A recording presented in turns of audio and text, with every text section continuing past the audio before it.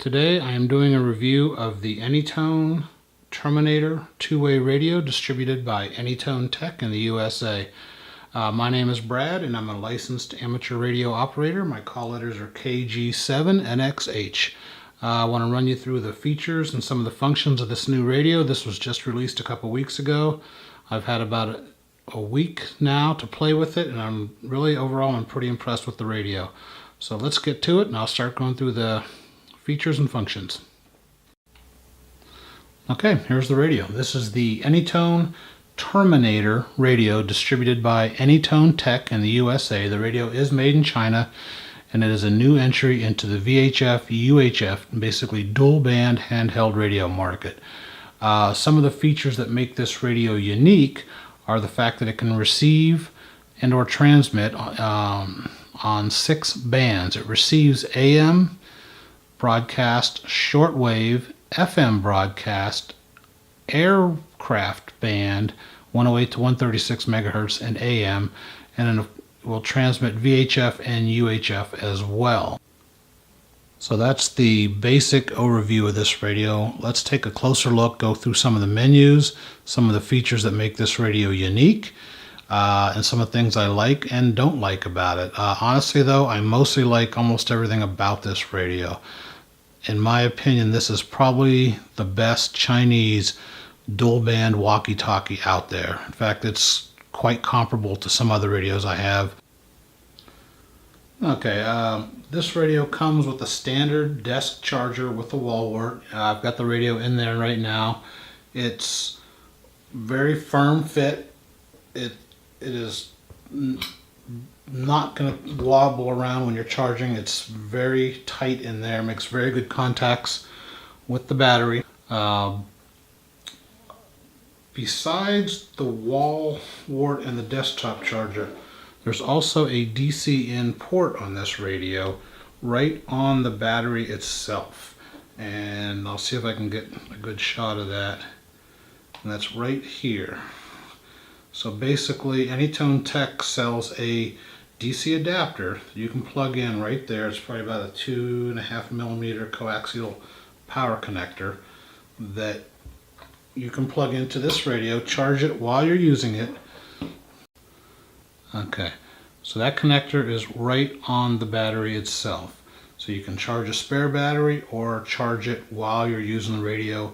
I believe the adapter they sell is a cigarette lighter adapter, so you can power this radio in your car and keep it charged up while you're using it. Okay, you also get a fairly standard earpiece and microphone with the push-to-talk switch on it. This connector here is the standard connector, same thing used by Kenwood radios, Baofengs, and Wouxun radios. Very standard connector. Different mics will fit, work no problem. This is the earpiece, goes over your ear, and there's a little push-to-talk, and this has the microphone in it. Works okay. Audio's not great, but it's not bad. It's kind of standard. A lot of these radios come with this sort of thing. I've tested it, works fine. I probably won't use it much, but there it is. Okay, this radio uses the same type of antenna connection as like a Baofeng radio. The antenna itself is a SMA female connection. The radio side is an SMA male connection. Let me try to show you that a little bit better. Okay, so that's SMA male on the radio. So if you're looking for aftermarket antennas, you will want something that looks like this. That's an SMA female connection, not to be confused with the reverse polarity or RP SMA connector. Since we're looking at the top of the radio here, you got your volume knob here, and you got your channel VFO selector here. This has click detents. Pretty standard type setup. That's used for changing menu settings, changing channels, and changing frequencies. You also have, I guess, kind of an emergency alert button here. I'll never use it, but it's there. You push it and it sends off a siren tone. So this is the battery. You can see 2200 milliamp hours. I've been running this radio. This battery lasts a very long time. Pretty impressed with that. Here's your FCC certifications, battery. This is your belt clip here. Pretty standard, nothing special. It's metal base here. The base is metal. The belt clip itself is plastic. Not bad, not good. Works fine. I wouldn't be too rough with it though. One nice feature about this radio that I kind of discovered by accident, it might be in the manual, it might not, I don't know. When you're using an external speaker microphone, you got this little flap right here. Now that opens up, lets you flap, lets you have access to your speaker microphone. You can remove this completely by taking the battery off. It just pops out of here. It's kind of a rubbery sort of thing.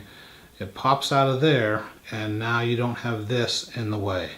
So that's a nice feature. My Kenwood radio does the same thing.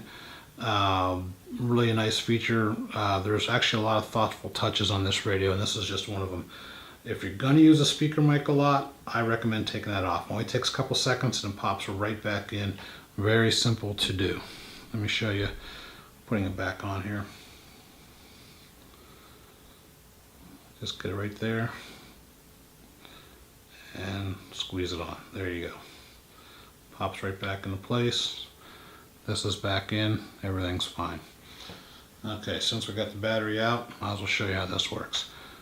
Standard setup. Battery slides in just like this.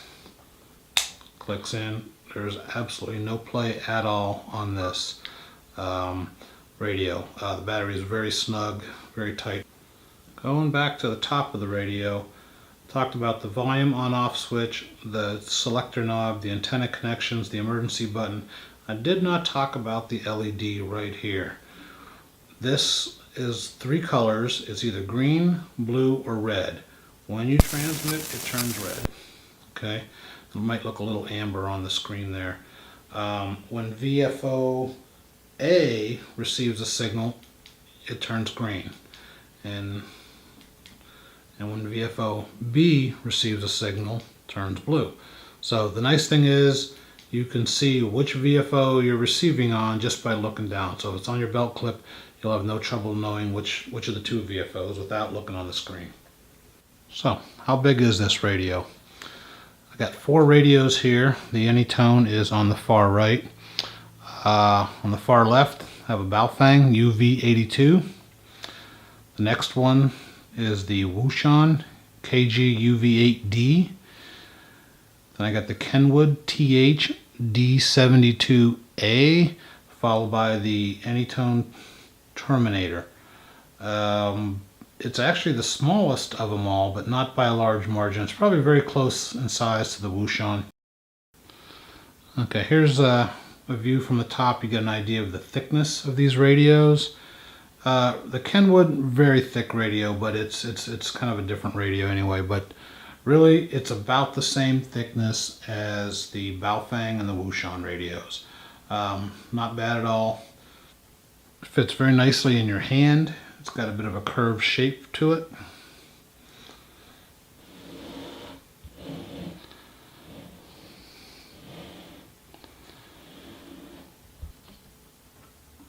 Okay, here's a closer view of the 4 radios.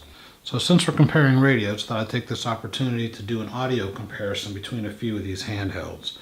The Wouxun, the AnyTone in the middle, and the Kenwood on the right-hand side. I've got them all tuned to the same weather channel. Well, I will in a minute here. And I'll turn them up individually so you can see how they all sound comparatively. Okay, let's start with the Wouxun over here. 1962. No precipitation fell today, which leaves the monthly total at 0.33 inches. The total precipitation for the year still stands at 1.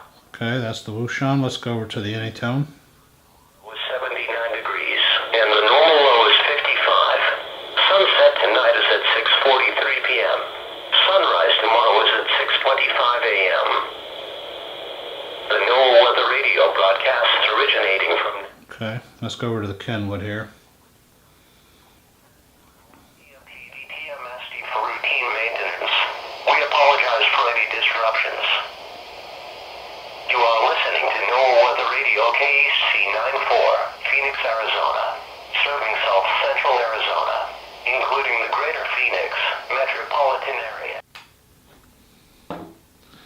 Okay, as I mentioned before, this radio has a lot of features, a lot of functionality.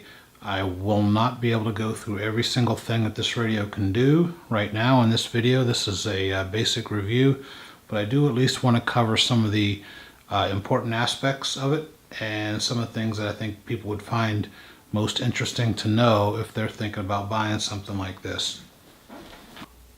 Let's start by going through the menus to change the VFO and memory and how you choose between the two different tuners in this radio. Right down here, band key, this will toggle between the upper VFO, the lower VFO, or both VFOs. Right now it's displaying both. Hit the key once, upper VFO. Hit the key again, lower VFO. Hit it again. Now we're back to dual receive in duplex mode. To toggle your transmit between upper and lower, just hit main, the B main key. You'll see the arrow right there on the left goes between the two. One thing you'll notice as I'm toggling through this is that the H and L indicator is changing. Every channel that you have programmed into memory or the VFOs on the A and the B can be set to one of the three high, medium, or low power levels. So that can go individually by channel as well as by upper and lower VFO.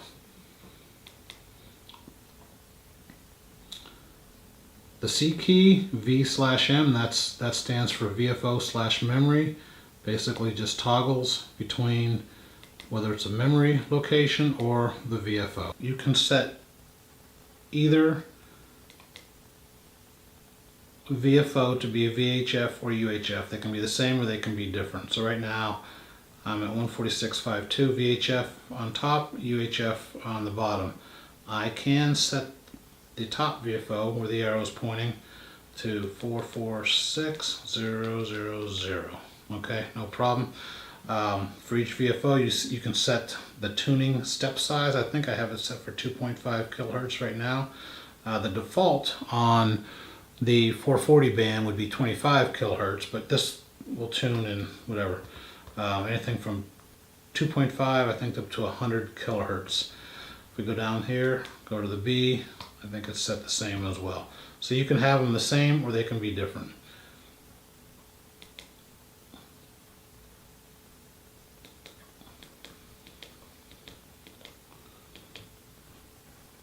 Okay. I mentioned that the power level can be set independently for VFO, each VFO, or for each memory channel. Let me show you how you set the power level. Everything starts with your function key right here. Well, almost everything. In this case, hit function. You see the little envelope icon up top. Hit low. Now high-low. It's now went from up to high. Hit it one more time.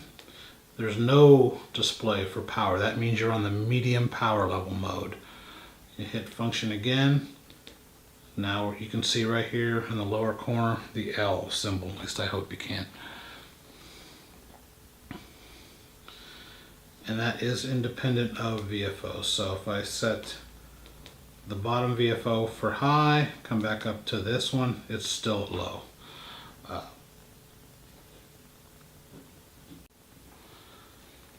One feature that I really like about this radio, and I wish more would do it, is it lets you keep the backlight on all the time or automatically when a button's pressed, for example.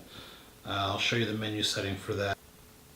To get into the menu settings, you hit function and set, so A and 8. So function, we see the little envelope icon up top, then set. Now we're into our settings menu. You have the tuning knob up top to change settings, and you have the B and the C keys here to cycle through the menu settings. Right now we're having to be on light, so if I want to change that to auto or to off, just rotate the tuning knob up top. I like it on all the time, especially when I'm doing this video. That way I don't have to keep turning the light on and off. But let's run through some of the other menu functions while we're here. Okay, let's go through the menu settings here, how you get into the menu and what a few of the settings are. Hit your function key, you'll see the little icon up in the corner there, and set. To toggle through the menu items, B and C will take you up and down through the menu items. Your VFO knob will change the settings for that item. Tone, receive, 2-tone, 5-tone. Wide and narrow, bandwidth, reverse, talk around function. Your offset, you'd set this if you're doing a programming repeaters. Name. You can disable or enable any memory channel for transmit. There are channels you may want to monitor but not want to transmit on. Banks, so you got 10 banks, 0 through 9 in here, and that's banked link. I won't get into that, that's kind of complicated to show. Okay, this is where you program your function keys. You got PF1 and PF2 over on the left hand side there. So those are programmable. I like mine the way it came from the factory. PF1 to show the battery voltage, but you can also program your call frequency. FHSS, which they call frequency hopping spread spectrum. It's really just if you're using a similar radio, another AnyTone, it'll establish a link and then it'll jump to another frequency when you transmit back and forth each other. So it's kind of frequency hopping. I wouldn't call it spread spectrum. I think that's what that stands for. You can also program this to be the lower frequency or memory readout push to talk button. The alarm, which is this button right up here at top, or to monitor, basically open a squelch or not do anything at all. So I like voltage on that, and on PF2 I use it to open a squelch. Oops. Go back to that. Band off means whether you restrict the upper and the lower VFOs to VHF and or UHF band. I leave it off, that way you can enter any frequency into either the top or the bottom. I don't even know why this is in there, because it's easy enough to change frequency or memory readout on the two displays, whether you got key beeps or not. This is transmission timeout, 60 seconds, Vox, then this is the Vox delay. Auto power off, you can set the radio to power off after a certain amount of time. 30 minutes, 1 hour, 2 hours, or off. I don't use it, I can turn the radio off, I'll remember. DTMF tone duration, squelch, you can set that also individually for each memory channel. Scan, speed. F time is the function time, that's how long the function icon remains active when you hit the function key. You can make it go away after a few seconds if you like. Light on, auto, off, I like it on. You can change the default color on the background. Orange, I like orange. You also got a purple display, then you got the blue. They all work fine, it's pretty bright even in daylight. This is the radio ID functionality, 1750 Hertz tone. Actually, go back to this. Radio on, that's whether you can tune to the AM, FM shortwave bands. Then there's AM tuning has its own squelch. So when you're tuning in AM, this is the squelch setting you want to use to set the AM squelch. Subvolume. Some radios like my Wouxun do not have this. Since this is a dual receive 2-tuner radio, you can potentially be listening to 2 transmissions at once. You can set the volume of the lower VFO display to be different than the upper. They both track with the same volume knob. 8 is equal, and you can basically go anywhere from very quiet 8 steps of loudness as related to the upper display. Then we're back around to the start of the menu settings. To get out of anything you're doing, whether you're the escape key, which I like, works great. It's kind of like a lot of radios have a key called exit, same functionality. And we're back to our frequency and memory display. This radio has the 7 NOAA weather radio frequencies pre-programmed in. It's not obvious at all how to get to it. I'll show you right now. Like most things, it starts with the press of the function key. See the indicator up top? Then your key lock, bank, pound symbol, that brings your radio or your weather up. Then from there, you can tooth through the 7 programmed radio ones for weather radio channels. The only one I receive well is that one in my office here. As always, escape to get back out. One of the unique features of this radio, and I'm not aware of any other radio that operates this way, is that it is FCC certified for Part 90 and Part 95. Part 90 is commercial use, Part 95 is GMRS. The way I want to show you how you get into that mode. Turn the radio off, hold PF2 button over on the left hand side right here, then power the radio on, keep holding PF2, get your welcome. Now you can choose which mode you want to operate the radio in. Either Part 95, GMRS, or MERS, which they're calling, I think, Part 90. So hit escape to get out of that, and the radio is now locked into MERS. You can choose the 5 MERS channels in the 151 to 154 megahertz range. The first 3 are narrow band. You'll see the N up top. Then 4 and 5 are wide band. You turn the radio back off and back on, and you're still in MERS mode. Okay. When you are in this or the GMRS mode, you cannot change hardly any settings at all. Basically, it's locking the radio down to be compliant with Part 90, I guess, in this case. You can't enter a channel, 02 for example. You cannot change the power level.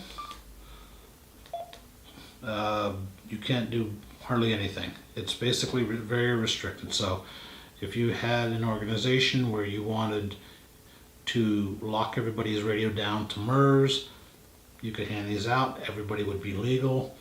They would, unless they knew how to get into that mode, they would not be able to transmit outside of that band and that operating mode. To go back to any other mode, I'll show you GMRS real quick here. Part 95, same thing, hold PF2. Now I select normal is everything, then GMRS, escape. Now we can only tune through the GMRS channels. We can't make any power changes, tune the VFO. If you try to, nothing happens. You can't do anything else. You're operating on a single band, and that's all you can do. I don't know if power level changes. No, you cannot change the power level either. One thing I didn't show is that when you're in MERS mode, you're locked to the medium power level, which is 2 watts. That's the legal FCC limit for operating in that mode. So we're going to go back to normal mode, powered on while holding the PF2 key. Okay, let's go back to normal, wide open, escape. Now we're back into the wide open mode.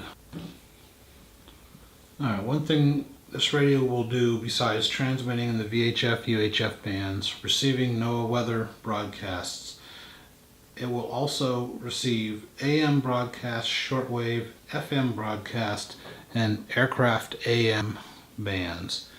To get into those modes, you want to hit the function key and then FM. So function 1. And we're in FM mode. I don't know what I'm tuned to.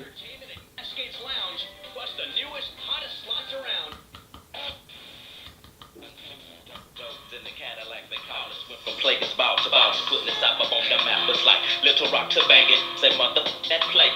They paying. We staying legging. Okay, FM radio actually sounds pretty decent. Up in this industry, outcast at them. They making big noise over a million. Not my style. A little bit tinny, but you know, it works. So once we're in the FM mode, we can also go to the AM modes, shortwave, AM broadcast, which might be called long wave or medium wave, I think, and AM aircraft band. To get to those bands, first, like we did earlier, function and FM to get into the FM mode, then basically just change the receive band. So function, then band. We are now in the AM aircraft band. I don't know if I'm going to pick up anything in here. I have received on this band. I know it works. Oh, almost got something. Very poor RF reception in my house. Hit function, band again. Now we're in the shortwave band, and this will tune, I forget the exact specs, but basically it's a shortwave receiver. Doesn't do upper or lower sideband, just plain old AM, but it covers a pretty wide frequency range. All the specs are on the AnyTone Tech website. Hit function, band again. This they call long wave. This is your regular broadcast AM. With this little antenna, the shortwave and the long wave bands, you are not going to pick much up at all. If you disconnect your antenna and put a long wire antenna, it actually picks up really well. At least on the local AM stations. I have not tried anything shortwave. To get out of this mode, hit escape. We're back into the normal radio mode again. You'll notice the FM is still blinking. It actually can receive on those bands while working on these two tuners. So we go back to FM here again. If I can remember how to do this. I think we just escape out. Yeah. So while you're working this, you can still have your radio playing and still transmit and receive if you like that sort of thing. Okay, to turn the FM blinking, turn that off. Just go in here, FM on, turn, oops, wrong to FM off. Okay, there we go. So B turns FM on and off, or AM bands, whichever one you're listening to. So FM's off right now, hit escape out, turn the volume up, nothing.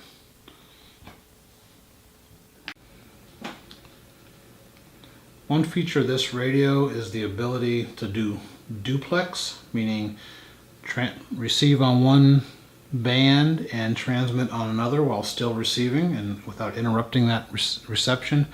Another feature is crossband repeat. I've got 3 radios set up here. The Wouxun is set for 2 meter band. The we want to change that.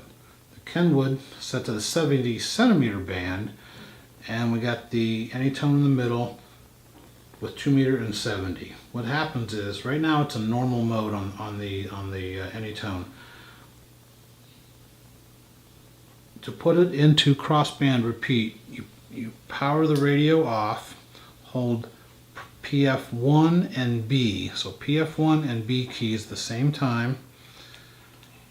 It's not the easiest thing to do, especially when it's here. Turn it on.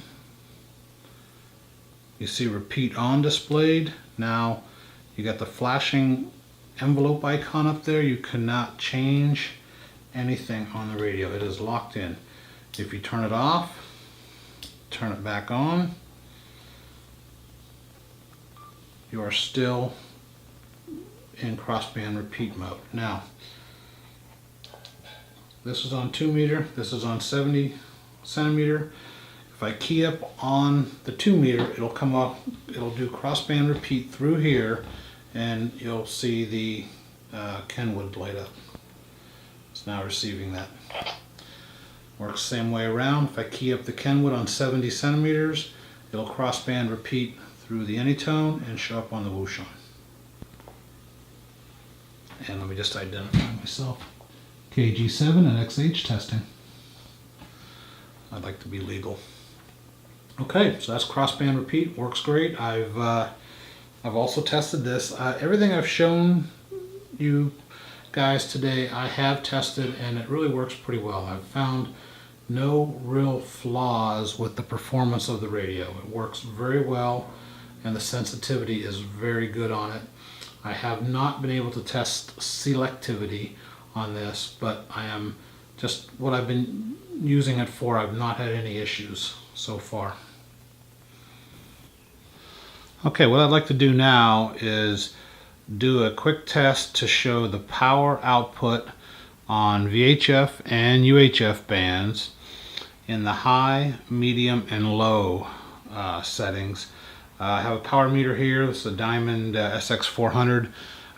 It's not laboratory grade by no means, but I have found it to be pretty accurate and matches up well with ratings I have for other radios. So what we're going to do, let's put these both into VFO mode, and we'll do a quick power check here. Okay, we're starting on low power mode on the top VFO, the 2 meter band. Let's key up and see what kind of power we get. We're on the 5 watt scale, so the very lower range of numbers is what we want to look at. I'll just announce my call sign when I do this. KG7 and XH testing. Okay, so about a half a watt on this meter. Let's change the power up to the high settings, function, high-low. Okay, we're still on 2 meter. KG7 and XH testing. Okay, we can see there we were just over 5 watts, which this radio is rated at. And we'll go to the medium power setting. No icon there for the power, so that's how you know you're in medium. KG7 and XH testing. Right at 2 watts on that. Alright, so we've got about a half a watt, 5 watts, and 2 watts on my power meter on VHF. Okay, let's go down to the second VFO UHF band. We'll start out with I guess high power on this. Alright, so we'll do a quick key up here. KG7 and XH testing. Okay, right just above 5 watts on my meter. Go to the medium power setting, no indicator on the power. KG7 and XH testing. That looks closer to about 1.5 watts there.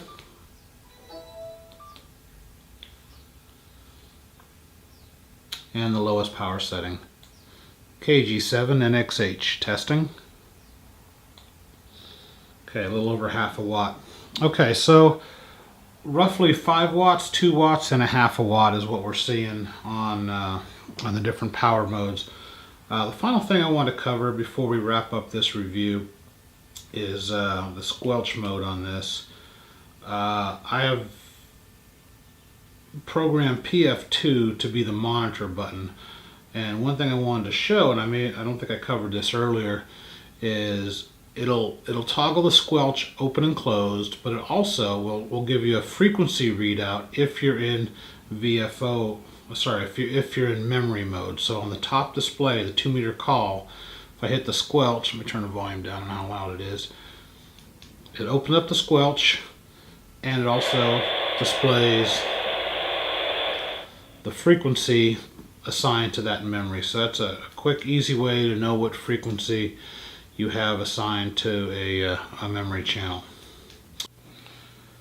Okay, that wraps up the review for this radio. I cannot possibly cover all the features and all the functionality that it has to offer, but I at least wanted to highlight some of the more important aspects of the radio. AnyTone Tech's website has accessories you can buy. They have the programming software available for download, which I have used to program a few channels in here on the lower VFO. Just some local repeaters in here. You can see the channel number, the call letters, plus or minus offset, etc. The software works well. It's not perfect, but it's pretty good. Chirp is also working on software for this radio. So if you have other radios that you program with Chirp, once they get their software developed, you'll be able to much easier exchange all your memories with the other radios. For now, the AnyTone software works great, but it's not really interoperable. It won't import CSV files, anything like that. But it does work. You can change all the settings on the radio, do all the menu programming, etc. with the AnyTone software. Okay, everybody. Well, thank you very much for watching. I hope you enjoyed this review of the AnyTone Terminator two-way handheld radio. Thank you very much. And we're getting somebody coming in on the repeater.